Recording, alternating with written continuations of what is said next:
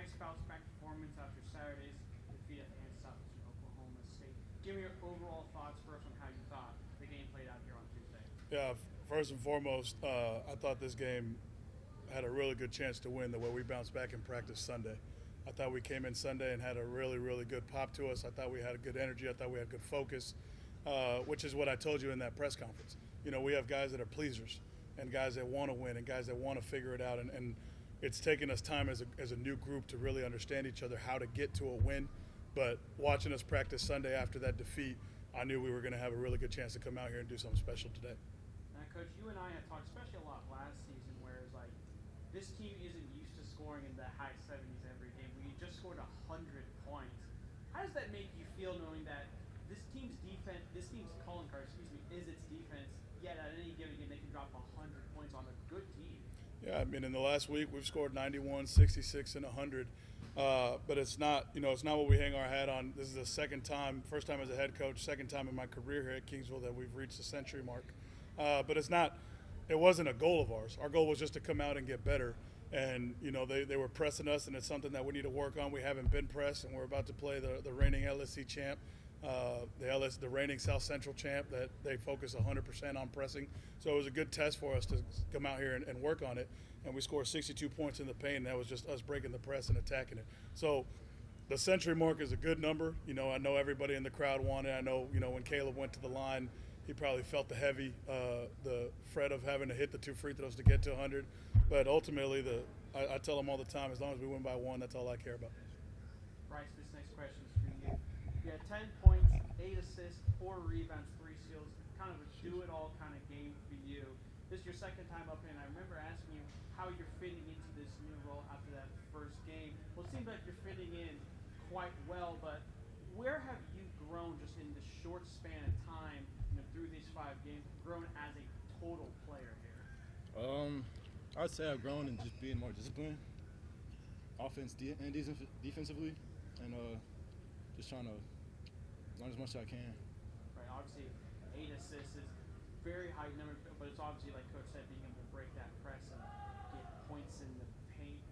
What's it like playing with this team, especially Caleb and these kinds of bigs who always have seemingly such a dominant presence in the middle? No, yeah. My job is easy. I just get the ball to them, and they just put it in the room. That make it easy on me. Great answer. Caleb, this next question is for you here. You had a team high 14 points, 8 rebounds, and 19 minutes played. Obviously, this is one of your first big performances here. Just in terms of the box score, there's been big impact moments that you've had off the bench. What did this game mean to you to kind of, play here at home and have such a big win? We really appreciate the win, but going back to the team, I think we bounced back on Sunday. Coach mentioned doing the little things right. We started to see players showing up earlier and getting in the training room and start prep earlier just for practice itself, and that led to our win today. But being as a player here, getting fed like people like Bryce or Smith, feeding me the ball inside, I really appreciate him trusting me with the ball and stuff like that. And that goes back to practice where he's trying to give me the ball and I fail, and he still continues to push me to be my best and then finish at the rim. So thanks to guys like him, I'm able to have a performance like tonight. Coach, this last question. Not this last question. There's one more question after, but this next question is for you here. Obviously, you mentioned it before earlier in this press conference. A massive matchup coming up, with reigning region champions, Final Four in Division II member Dallas Baptist. What message do you have for Javelina Nation? Because obviously, the more fans we can get out here, the better. Yeah, the first message I send is I hope everybody in Javelina Nation has a fantastic Thanksgiving. There's no two big holidays. I think the holidays are for family, and I think Javelina Nation is nothing but a big family. And, with Thanksgiving coming up is nothing but the best opportunity for you to sit there with the ones you love and the ones you cherish. So I wish everybody a happy Thanksgiving. When their stomachs are full and they're tired of turkey and all the leftovers, go back to work and get the job done, and then come back on Thursday for a job, not because it's Dallas Baptist, it's a huge one, but it's the first Lone Star one. And you look at the league across, and it's just everybody's beating everybody. Teams that are voted at the bottom are beating teams that are voted at the top, which is what I said in the press conference. Our league is too good.